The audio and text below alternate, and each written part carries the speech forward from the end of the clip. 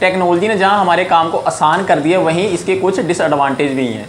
जैसे मान लीजिए आपने मोबाइल बैंकिंग या नेट बैंकिंग के थ्रू किसी को पैसे ट्रांसफ़र किए और वो गलत अकाउंट में चले गए, तो उस केस में हमें क्या करना चाहिए कि हमारे पैसे वापस आ जाएँ। इसके अलावा हमें क्या सावधानियां बरतनी चाहिए कि इस तरह की गलती हमसे ना हो। तो आज की इस वीडियो में हम डिटेल में बात करने वाले। सबसे पहले हम केसेस देख लेते हैं जब पैसे गलत ट्रांसफ़र हो जाते हैं। मान लीजिए आपका अकाउंट SBI बैंक में और आपने अपने रिश्तेदार के अकाउंट में पैसे भेजने हैं जिनका अकाउंट है PNB बैंक में। अब आपने पैसे जब भेजने थे तब जो आपने IFSC कोड डाला वो गलत डल गया। तो उस केस में क्या होने वाला है, देखिए फर्स्ट केस तो ये हो सकता है कि आपने जो IFSC कोड डाला और जो अकाउंट नंबर डाला वो आपस में मिले नहीं, तो वो पैसे ऑटोमेटिकली आपके अकाउंट में वापस आ जाएंगे। पहला केस तो ये। दूसरा केस दोनों वो आपस में मैच कर गए, देन क्या होएगा, फिर भी बहुत चांसेस है कि वो आप कंप्लेंट करोगे वो वापस आ जाएंगे क्योंकि वो सेम बैंक के हैं। सेकंड केस देख लेते हैं कि आपने अकाउंट नंबर डाला और वो गलत है। मीन्स PNB बैंक का जो अकाउंट होता है वो 16 डिजिट का होता है, हम सबको पता है। आपने जो अकाउंट नंबर डाला वो 15 डिजिट डाले या 14 डिजिट डाले, देन क्या होएगा, वो अकाउंट नंबर एग्जिस्ट नहीं करेगा। मीन्स कोई ऐसा अकाउंट नंबर नहीं है, तो पैसे ऑटोमेटिकली वापस आ जाएंगे। अब मान लीजिए सेकंड केस देख लेते हैं। मान लीजिए आपने जो अकाउंट नंबर डाला वो गलत है पर वो पूरे 16 डिजिट का है, मीन्स एग्जिस्ट करता है। देन उस केस में क्या होएगा कि वो पैसे ट्रांसफ़र हो जाएंगे किसी गलत अकाउंट में।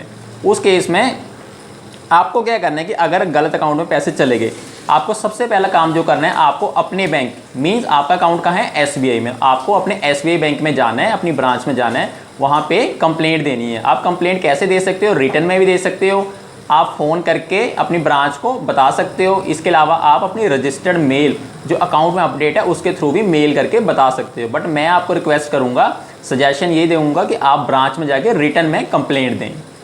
अब मान लीजिए आपने अपनी ब्रांच में जाके रिटर्न में कंप्लेंट दे दी, उसके बाद क्या होएगा, तो आपका बैंक यानी कि SBI बैंक, PNB बैंक, जिस बैंक में, जिस ब्रांच में गलत पैसे गए वहाँ पर मेल करेगा, उनको बताएगा कि हमारे इस कस्टमर के फलाना कस्टमर ने पैसे भेजे थे, वो आपके PNB की इस ब्रांच में इस अकाउंट में क्रेडिट हुए हैं। देन आगे की जो भी प्रोसेस है, मान लीजिए अब PNB बैंक फिर उस कस्टमर से बात करेगा जिसके अकाउंट में गलत पैसे आए थे, उनको बताएगा ऐसे ऐसे। अगर तो कस्टमर मान जाता है कि हाँ ये गलत पैसे आए हैं और वो कह देता है कि आप ट्रांसफ़र कर दीजिए, तो PNB बैंक सेम डे वो पैसे SBI बैंक के ऑफिस अकाउंट में ट्रांसफ़र करेगा, फिर SBI आपके अकाउंट में उसको ट्रांसफ़र रिक्रेडिट कर देगा। ये तो बात होगी कि अगर कस्टमर मान जाता है कि गलत पैसे आए हैं। अब दूसरा सिनेरियो देख लेते हैं, दूसरा केस देख लेते हैं कि जो PNB बैंक जिसके अकाउंट में पैसे आए थे गलत, अब वो मना कर दे कि नहीं ये तो मेरे पैसे मैं वापस नहीं करूँगा। देन आप क्या कर सकते हो, देखिए उस केस में SBI बैंक जो आपका बैंक है वो कुछ नहीं कर सकता, क्योंकि बैंक ज़बरदस्ती किसी के अकाउंट से पैसे नहीं ले सकता। उस केस में आपके पास एक ही सिचुएशन बचती है, आप लीगल एक्शन ले सकते हो। लीगल एक्शन जो लोगे आप, थोड़ा सा वो लंबा हो सकता है बट आपके पैसे वापस आ जाएंगे, क्योंकि आपके पास प्रूफ है कि आपके अकाउंट से वो पैसे डेबिट हुए थे और उस अकाउंट में क्रेडिट हुए थे, और दोनों की जो टाइमिंग है वो सेम है और दोनों का ट्रांजेक्शन नंबर भी सेम है। तो लीगल केस जो होएगा वो आप जीत जाएंगे 100%, बट वो थोड़ा सा लंबा होएगा। ठीक है। अच्छा, अब ये तो हमने बात कर ली कि पैसे कैसे वापस आ सकते हैं, पर कितना अच्छा हो गया ये सिचुएशन आपके साथ आए ना, आपको ये है ना प्रॉब्लम फेस ही ना करनी पड़े। तो मैं आपको कुछ टिप्स दूंगा, आप ये फॉलो करें, आपके साथ कभी भी इस तरह की कोई प्रॉब्लम नहीं होगी। वो कौन से टिप्स हैं, आइए बात कर लेते हैं। देखिए इस तरह की गलती जो होती है वो होती है IMPS, जब हम मोबाइल बैंकिंग या नेट बैंकिंग, इवन आजकल फ़ोन पे, गूगल पे है, जब उसमें हम बेनिफिशियरी ऐड करते हैं उस टाइम ज़्यादातर गलती होती है। कौन सी गलती होती है कि जब भी हम बेनिफिशियरी का अकाउंट नंबर डालते हैं उसके नीचे वो एक और ऑप्शन देता है कन्फर्म अकाउंट नंबर। ठीक है, अकाउंट नंबर, फिर नीचे आता है ना ऑप्शन कन्फर्म अकाउंट नंबर। आपको जब फर्स्ट टाइम अकाउंट नंबर डालना है, आपको हमेशा कोशिश करनी है कि वो आप किसी जैसे चेकबुक या पासबुक से देखकर वहाँ पर लिखें। ठीक है, उसके बाद जब आपने कन्फर्म अकाउंट नंबर में डालना है तो उसको ऊपर से कॉपी नहीं करना है। ज़्यादातर लोग क्या गलती करते हैं, वो ऊपर से कॉपी कर लेते हैं। अब मान लीजिए आपने ऊपर ही एक आधा डिजिट गलत लिख दिया है, तो आप फिर उसको कॉपी करके नीचे पेस्ट करोगे तो बैंक तो उसको मैच कर ही लेगा, क्योंकि वो तो दोनों आपस में मैच होते हैं। बट अगर ऊपर वाला ही गलत है तो नीचे वाला तो ऑटोमेटिकली गलत ही आएगा। तो पहली गलती तो ये करते हैं, आपको बिल्कुल भी कॉपी पेस्ट नहीं करना है।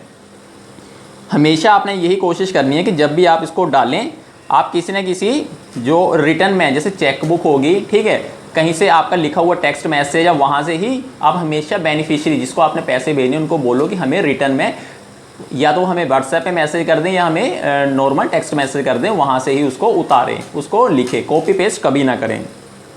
इसके अलावा आप क्या कर सकते हो, और आप कभी भी बेनिफिशियरी को हमेशा बोलो कि वो उनको कभी भी बेनिफिशियरी से फ़ोन पे अकाउंट नंबर ना नोट डाउन करो कि आपने वो फ़ोन कर रहा है, अकाउंट नंबर बोल रहा है कि मेरा अकाउंट नंबर लिखो। आपने कभी भी फ़ोन पे नहीं लिखना है। इस तरह से क्या है, एक तो आप हो सकता है डिजिट गलत सुन लें, दूसरा गलत पैसे चले जाएँ तो वो तो बाद में मुकर सकता है बेनिफिशियरी कि मैंने तो ये कहा था। तो सबसे बेस्ट प्रैक्टिस क्या है कि आप उनको बोलो कि आप उनको रिटर्न में दें, या तो रिटर्न टेक्स्ट मैसेज कर दें या फिर व्हाट्सएप पे मैसेज कर दें।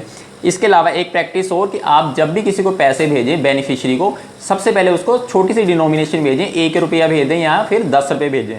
पहले 10 रुपये भेजें, उनको पूछें आपको 10 रुपये मिल गए, अगर मिल गए देन उसके बाद आप उनको बड़ी अमाउंट भेज सकते हैं। तो ये कुछ टिप्स थी मेरी तरफ से, आप ज़रूर इनको फॉलो करें, आपके साथ कभी भी ये प्रॉब्लम फेस नहीं करनी पड़ेगी आपको। अगर आपको ये वीडियो अच्छी लगी तो वीडियो को लाइक करें, अपने फ्रेंड वगैरह में शेयर करें, ताकि कभी भी किसी के साथ ऐसी कोई प्रॉब्लम आ जाए तो उनको घबराने की ज़रूरत नहीं, ये स्टेप फॉलो करके उनके पैसे वापस आ सकते हैं।